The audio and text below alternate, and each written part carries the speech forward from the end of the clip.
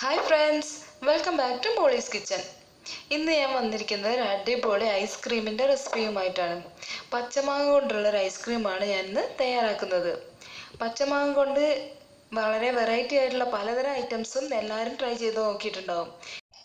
എന്നാൽ ഐസ്ക്രീം അധികം ആരും ട്രൈ ചെയ്യാൻ സാധ്യതയില്ലാത്തൊരു ഐറ്റമാണ്. ഇന്ന് നമുക്ക് ഈ ഐസ്ക്രീം എങ്ങനെയാണ് തയ്യാറാക്കിയെടുക്കുന്നതെന്ന് നോക്കാം.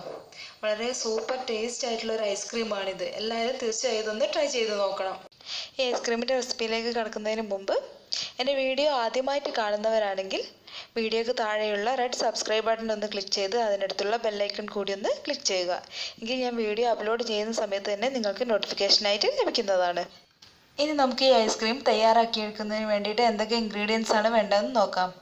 1/4 കപ്പ് വെള്ളം വേണം, 3/4 കപ്പ് പഞ്ചസാര, കുറച്ച് കണ്ടൻസ്ഡ് മിൽക്ക്, 1 കപ്പ് പാല്, 1/2 കപ്പ് വിപ്പിംഗ് ക്രീം, പിന്നെ 1 ടീസ്പൂൺ കോൺഫ്ലോർ, പിന്നെ ഒരു പച്ചമാങ്ങ. നല്ല പുളിയുള്ള മാങ്ങയാണെങ്കിൽ പഞ്ചസാരയുടെ അളവ് കൂട്ടണം. ഇതിപ്പോൾ മീഡിയം സൈസ് പുളിയുള്ള ഒരു മാങ്ങയാണ്. അപ്പം ഇനി ആദ്യം നമുക്ക് മാങ്ങയൊന്ന് തൊലി കളഞ്ഞ് ചെറിയ കഷ്ണങ്ങളാക്കി മുറിച്ചെടുക്കാം. ഇപ്പം ഇവിടെ മാങ്ങ മുറിച്ചെടുത്തിട്ടുണ്ട്.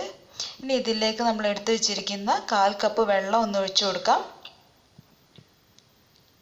വെള്ളം ഒഴിച്ചു കൊടുത്ത ശേഷം നമ്മൾ എടുത്തു വെച്ചിരിക്കുന്ന പഞ്ചസാരയിൽ നിന്ന് അതിൻ്റെ പകുതി പഞ്ചസാര അതിലേക്ക് ഇട്ടിട്ട് നന്നായിട്ടൊന്ന് കുക്ക് ചെയ്തെടുക്കണം. ഇത് കാരണം മാങ്ങയുടെ പുളി ഒന്ന് കുറയ്ക്കുന്നതിന് വേണ്ടിയിട്ടാണ് ഇങ്ങനെ ചെയ്തെടുക്കുന്നത്. നമുക്കിതൊന്ന് സ്റ്റവ് ടോപ്പിലേക്ക് മാറ്റാം. നന്നായിട്ടൊന്ന് ഇളക്കി കൊടുക്കാം, മിക്സ് ചെയ്യാം. ഇനി ഇതിലുള്ള വെള്ളം ഒന്ന് വറ്റി വരുന്നവരെ നന്നായിട്ട് മാങ്ങ കുക്ക് ചെയ്തെടുക്കണം. മാങ്ങ ഉടഞ്ഞു പോയാലും സാരമില്ല, നന്നായിട്ട് കുക്ക് ചെയ്താൽ ഇപ്പോൾ വെള്ളമൊക്കെ വറ്റിയിട്ട് നന്നായിട്ട് കുക്കായിട്ട് കിട്ടിയിട്ടുണ്ട്. ഇനി ഇത് നമുക്ക് തണുക്കാനായിട്ട് ഒരു സൈഡിലേക്ക് മാറ്റി വെക്കാം. ഇനി ഞാൻ മറ്റൊരു ബൗളിൽ നമ്മൾ എടുത്ത് വെച്ചിരിക്കുന്ന 1 കപ്പ് പാല് ഒഴിച്ചു കൊടുക്കുന്നുണ്ട്. അതിലേക്ക് 1 ടീസ്പൂൺ കോൺഫ്ലോറും ചേർത്ത് കൊടുക്കുന്നു. ഈ കോൺഫ്ലോർ നന്നായിട്ട് പാലിലൊന്ന് മിക്സ് ചെയ്തെടുക്കണം. ഇനി ഇത് അടുപ്പത്ത് വെച്ചിട്ട് നന്നായിട്ടൊന്ന് തിളപ്പിച്ചെടുക്കണം. തിളച്ച് വരുമ്പോഴത്തേക്കും ഈ കോൺഫ്ലോറും പാലും തമ്മിലൊന്ന് തിക്കായിട്ട് വരും. പാല് നല്ല തിക്കായിട്ട് വരുന്ന സമയത്ത് അടുപ്പിൽ നിന്നും നമുക്ക് വാങ്ങി വെക്കാം. ഇപ്പോൾ അതാ നമ്മുടെ പാല് ഏകദേശം ഒന്ന് തിക്കായിട്ട് വന്നിട്ടുണ്ട്. ഇപ്പം കുറച്ച് തിക്കായിട്ട് കിട്ടിയിട്ടുണ്ട്. ഇതും സ്റ്റവ് ടോപ്പിൽ നിന്ന് മാറ്റിയിട്ടൊന്ന് ചൂടാറാനായിട്ട് സൈഡിലേക്ക് മാറ്റി വെക്കാം. ഇനി ഞാൻ മറ്റൊരു ബൗളിൽ നമ്മുടെ വിപ്പിംഗ് ക്രീം ഒന്ന് ബീറ്റ് ചെയ്തെടുക്കാൻ പോവുകയാണ്. നല്ല സ്റ്റിഫ് പീക്കായിട്ട് കിട്ടുന്നതുവരെ നന്നായിട്ടൊന്ന് ബീറ്റ് ചെയ്തെടുക്കണം. നമ്മുടെ കേക്കിനൊക്കെ ബീറ്റ് ചെയ്യുന്ന അത്രയും വേണ്ടെങ്കിലും നന്നായിട്ട് തന്നെ ഒന്ന് ബീറ്റ് ചെയ്തെടുക്കാം. ഇനി അതിലേക്ക് കണ്ടൻസ്ഡ് മിൽക്ക് ചേർത്ത് കൊടുക്കാം. ഇത് ഓരോരുത്തരുടെയും മധുരത്തിനനുസരിച്ച് ചേർത്ത് കൊടുക്കുക. മധുരം കൂടുതൽ വേണമെന്നുണ്ടെങ്കിൽ പുളിയൊക്കെ കൂടുതലുള്ള മാങ്ങാണെങ്കിൽ കുറച്ചധികം കണ്ടൻസ്ഡ് മിൽക്ക് ചേർത്ത് കൊടുക്കുക. കണ്ടൻസ്ഡ് മിൽക്ക് ചേർത്തതിന് ശേഷം നന്നായിട്ട് ഒന്നുകൂടി ഒന്ന് മിക്സ് ആകുന്നതിന് വേണ്ടി ഒന്ന് ബീറ്റ് ചെയ്തെടുക്കാം. ഇത് വേണമെങ്കിൽ മിക്സിയിലും ചെയ്തെടുക്കാം. ഞാനിപ്പോൾ ബീറ്റർ വെച്ചാണ് ചെയ്യുന്നത്. ഇനി ഇതിലേക്ക് നമ്മുടെ ബാക്കിയുള്ള പഞ്ചസാര കൂടി ചേർത്ത് കൊടുക്കാം. ഈ സ്റ്റെപ്സൊക്കെ മിക്സിയിൽ ചെയ്തെടുക്കാൻ പറ്റും. ഇപ്പോൾ ഞാൻ നമ്മുടെ നേരത്തെ കുക്ക് ചെയ്ത് വെച്ച മാങ്ങ ഒന്ന് മിക്സിയിലിട്ട് അടിച്ചെടുത്തതാണ്. അതുകൂടി ഈ ക്രീമിലേക്ക് ചേർത്ത് കൊടുക്കുന്നുണ്ട്.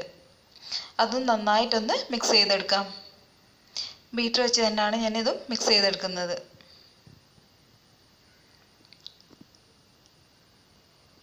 ബീറ്റർ യൂസ് ചെയ്യണമെന്നൊരു നിർബന്ധമില്ല, ഓരോരുത്തരുടെ സൗകര്യത്തിനനുസരിച്ച് ചെയ്യാം. ഇനി നമ്മൾ നേരത്തെ റെഡിയാക്കി വെച്ച കോൺഫ്ലോറും പാലും മിക്സാണിത്. അത് നന്നായിട്ട് തണുത്തതിന് ശേഷം ഇതിലേക്ക് ഒഴിച്ച് നന്നായിട്ടൊന്ന് മിക്സ് ചെയ്തെടുക്കാം.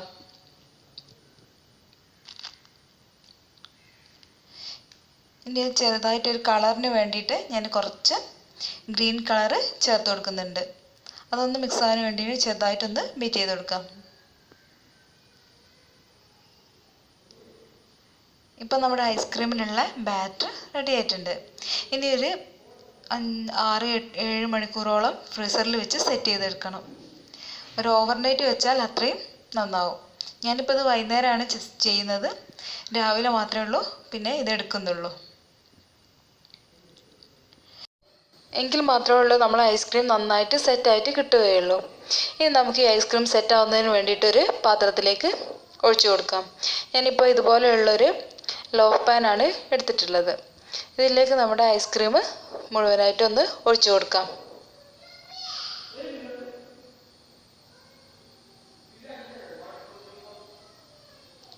ഇത് ഒഴിച്ചു കൊടുത്തു കഴിഞ്ഞ ശേഷം ഒരു ക്ലീൻ റാപ്പ് വെച്ച് നന്നായിട്ടൊന്ന് കവർ ചെയ്ത് കൊടുക്കുക.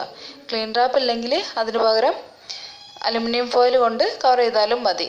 അല്ലെങ്കിൽ നന്നായിട്ട് എയർ ടൈറ്റ് ആയിട്ടുള്ളൊരു അടപ്പുള്ളൊരു പാത്രത്തിൽ ഒഴിച്ചു കൊടുത്താലും നന്നായിരിക്കും. ഇത് നമ്മുടെ സ്പാച്ചില വെച്ചൊന്ന് നന്നായിട്ടൊന്ന് എല്ലാ ഭാഗത്തും ഒരേപോലെ ഒന്ന് സ്പ്രെഡ് ചെയ്ത് കൊടുക്കാം. അപ്പോൾ ഞാനിത് ക്ലീൻ റാപ്പ് വെച്ചിട്ടൊന്ന് കവർ ചെയ്ത് കൊടുക്കുന്നുണ്ട്. ഇനി നമുക്കിത് ഫ്രീസറിലേക്ക് മാറ്റാം. ഇപ്പം ഞാൻ രാവിലെയാണ് ഇപ്പോൾ ഇത് എടുത്തിട്ടുള്ളത്. നന്നായിട്ട് സെറ്റായിട്ട് കിട്ടിയിട്ടുണ്ട് നമ്മുടെ ഐസ്ക്രീം.